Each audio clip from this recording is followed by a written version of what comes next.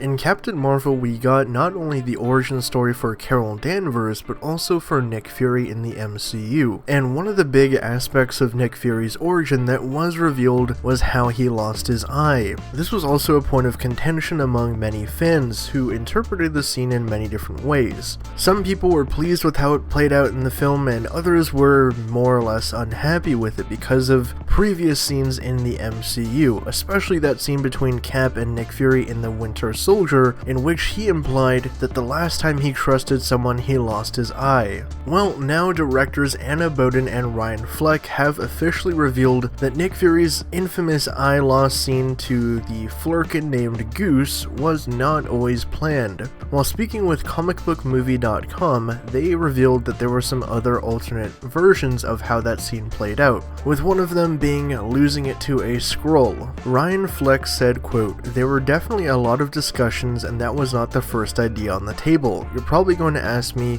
what were some of the other ideas? And I don't know if I can tell you that, not because I'm hiding anything, but because there were just so many absurd ideas we had. There was a strong contender for a while that a fight with the Skrulls seemed like the most obvious choice, but then we thought about it and it just became too obvious. We thought that it would be a fun piece of his backstory moving forward. He was creating a new narrative for himself that he didn't really talk about, but he was fine with people wanting to muse about a potentially more serious way that he lost his eye." Anna Boden chimed in saying, "Yeah, he didn't want to go flaunting around that he basically got a cat scratch." So what are your guys' thoughts on this? I think a lot of people really assumed that he was going to lose his eye to a Skrull ever since they were first announced at San Diego Comic-Con alongside Nick Fury and the whole 1990s setting.